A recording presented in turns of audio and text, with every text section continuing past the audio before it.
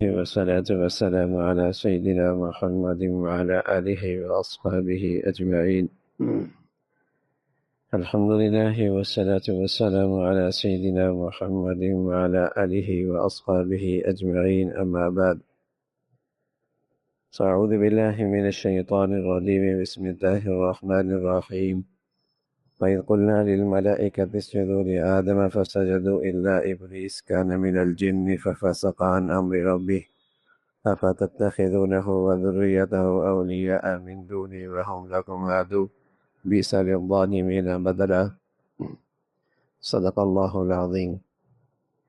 سورہ کہف چل رہی تھی اور اس میں حضرت موسیٰ علیہ السلام اور حضرت خضر کا قصہ آنے کو ہے.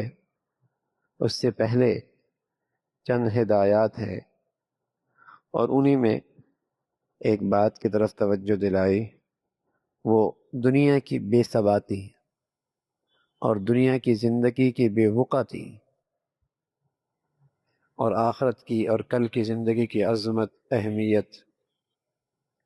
حضرات انبیاء علیہ السلام کی تربیت میں اور دعوت میں یہ مرکزی موضوع رہا ہے کہ لوگوں میں اس زندگی کے لیے جوش و خروش پیدا ہو.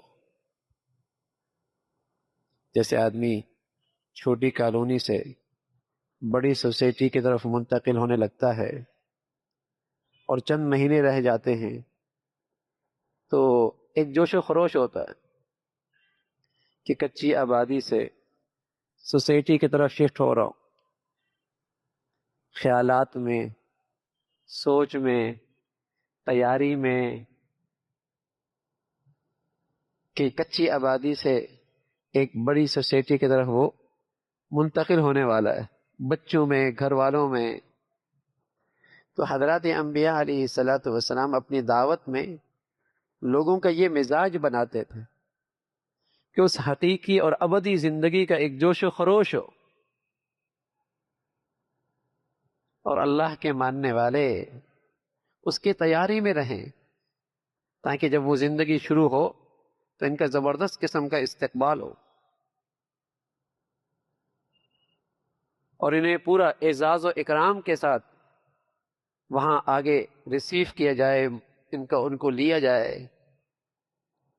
تو اس کا پورا اہتمام ہو. اس لیے پیارے نبی صلی اللہ علیہ وسلم نے اس زندگی کے لیے جب آغاز ہوتا ہے شفٹنگ کا، جسے ہم موت کہتے ہیں، تو اللہ کے نبی نے اس کو بڑا پیارا عنوان دیا. فرمایا یہ مومن کا تحفہ ہے. اس کا عنوان کتنا پرکشش دے دیا. فرمایا یہ مومن کا تحفہ ہے.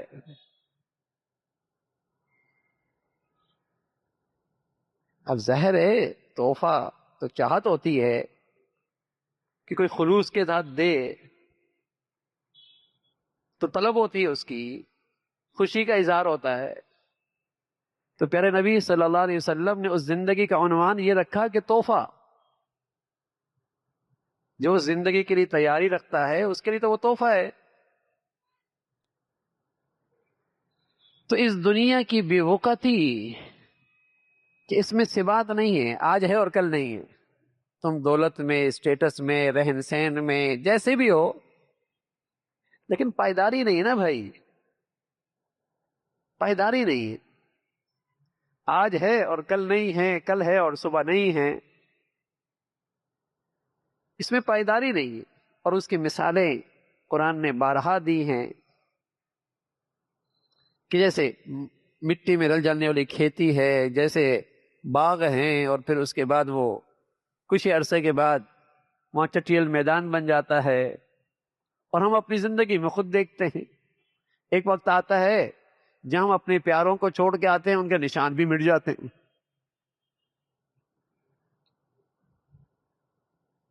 نہیں رہتے وہ.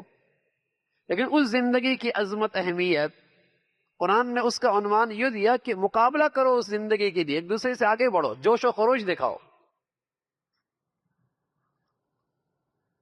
اس کا عنوان یہ دیا کہ وہاں ایک دوسرے زندگی کے لیے مقابلہ کرو. سابقو، کون اس دکھ سے آگے بڑھتا ہے؟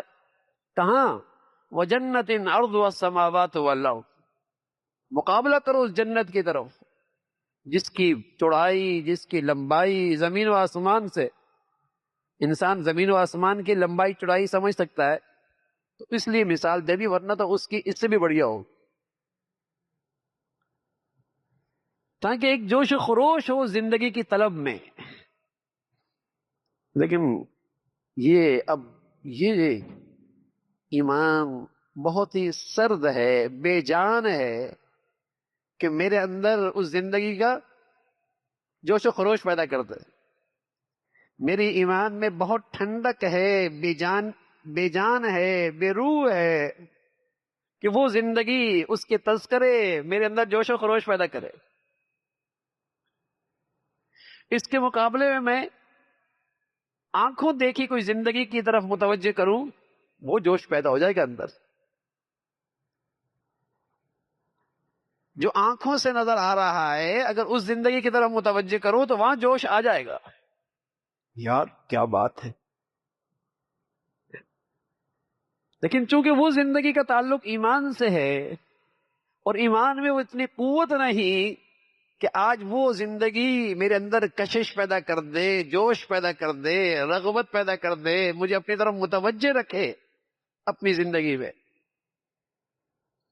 ایک صحابی دنیا سے جانے لگے تو دائیں بائیں کے لوگ کچھ غمگین سے ہوئے کہ جا رہے ہیں، تو جانے والا اپنے ساتھ والوں کو تسلی یوں دے رہا، وَهْوَا غَدًا نَلْقَى مُحَمَّدًا وَأَصْحَابَهُ، کیا ہی مزہ آئے گا، کل تو اپنے پیارے لوگوں سے ملاقات ہو جائے گی، کل تو اپنے پیاروں سے ملاقات ہو جائے گی اور اس میں پیارے نبی ہوں گے، اس کے ساتھی ہوں گے، واہ کیا بات ہوگی۔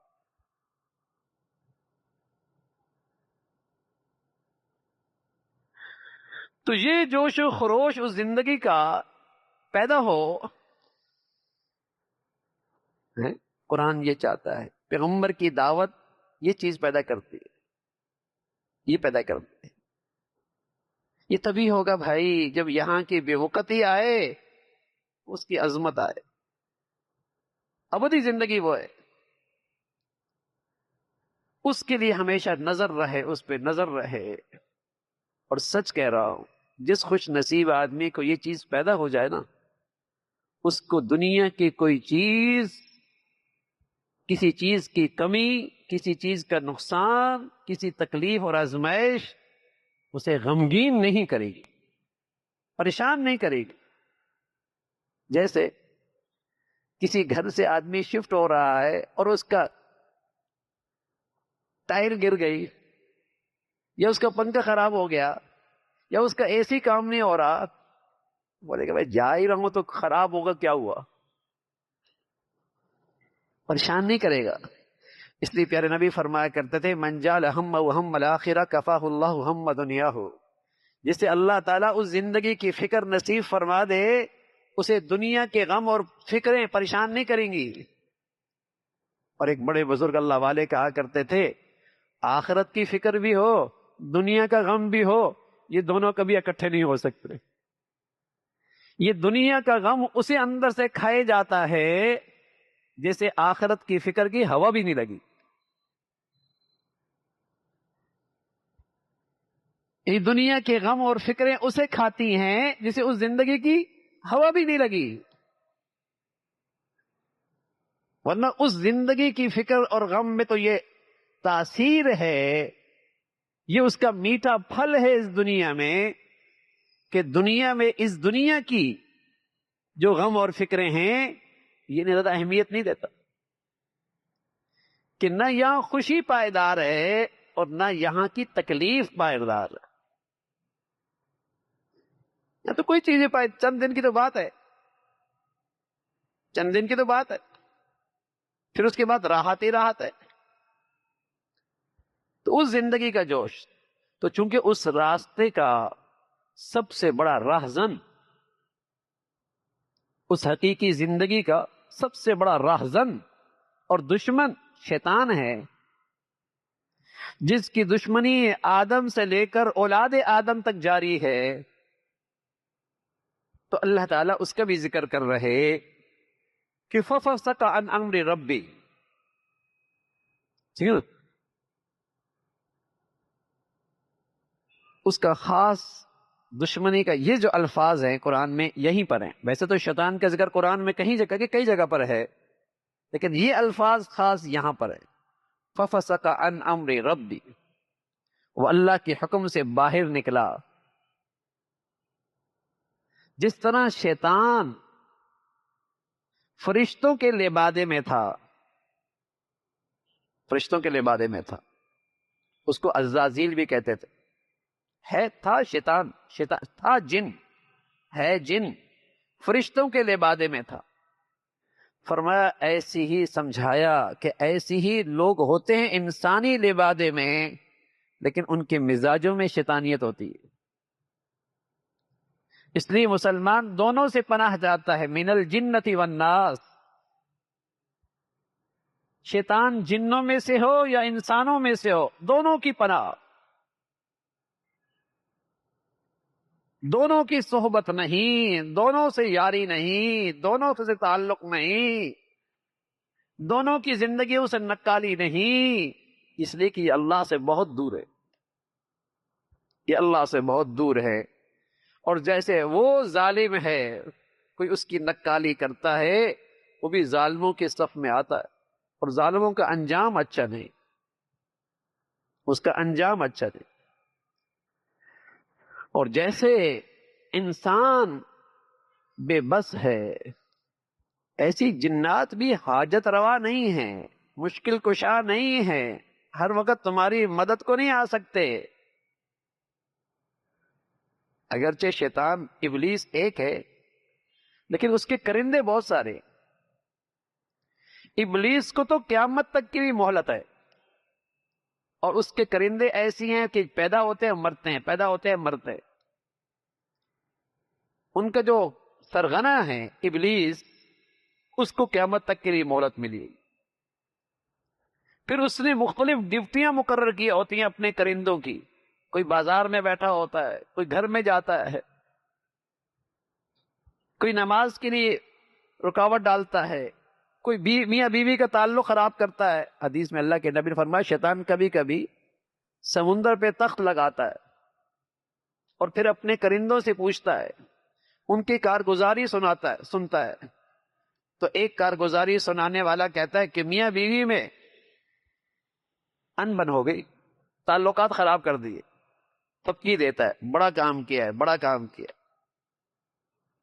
دوسرا کہتا ہے میں نے شرک میں مبتلا کر دیا. کہتا ہے انت تو ہے نا، بات تیری ہی ہے، انت تیرا کمال ہے، تو نے بڑا کام کیا. تو مختلف کرندے ہیں اس کے. حدیث میں آتا ہے ایک آدمی اللہ کے گھر میں داخل ہوتا ہے اور سلام نہیں کہتا، شیطان بھی ساتھ داخل ہو جاتا ہے. اور جب رات کو اور کسی وقت وہاں اللہ کو یاد نہیں کرتا تو شیطان کہتا ہے اب مجھے یہ اس گھر میں رہنے کا بھی موقع مل گیا.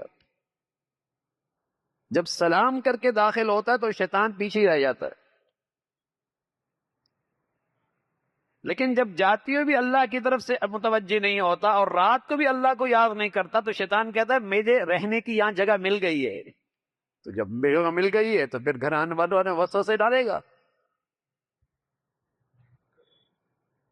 پہلے گھروں میں فرشتے ہوتے تھے اس لیے کہ نیکیوں کا ماحول ہوتا تھا. اب گھروں میں غفلت ہے، گناہوں کا ماحول ہے، جو شیاطین کی غذا ہے، تو پھر وہاں ان کے ڈیرے ہوتے، پھر ان کی رہائش ہوتی ہے، اور پھر اس کے اثرات بد اور نتائج بد بھی ہم دیکھتے ہیں. چھوٹی چھوٹی باتوں پر ایسے الجھے کہ گھر خراب ہو گیا، حالانکہ بہت معمولی بات، لیکن الجھ پڑے تو پھر وہ وسوسے ڈال رہا ہو. تو انسانوں کا ازلی دشمن جو اسے کامیابی کی راہ سے اور حقیقی زندگی سے محروم کرتا ہے، اس کا تذکرہ فرمایا اور ساتھ ساتھ تلقین فرمائی کہ مجرموں کا انجام جو ہونے والا ہے وہ کوئی اچھا نہیں. شیطان سے دوستی کام آنے والی نہیں، اس کے ساتھ دوستی اور یاری کام آنے والی نہیں ہے. بلکہ اس دوستی پر حسرت ہی رہے گی، افسوس ہی ہوگا،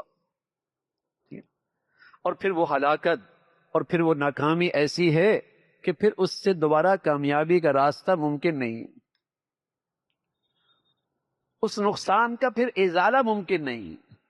تو اس کی طرف توجہ دلائی کہ حقیقی اور ابدی زندگی آخرت کا ہے، اور اس راستے میں جو شیطان یا شیطان نما انسان ہیں جو تمہیں اس سے دور رکھتے ہیں، ان سے پرہیز رکھنا اور اللہ تعالی سے تعلق رکھنا، اس میں تمہاری حفاظت ہے۔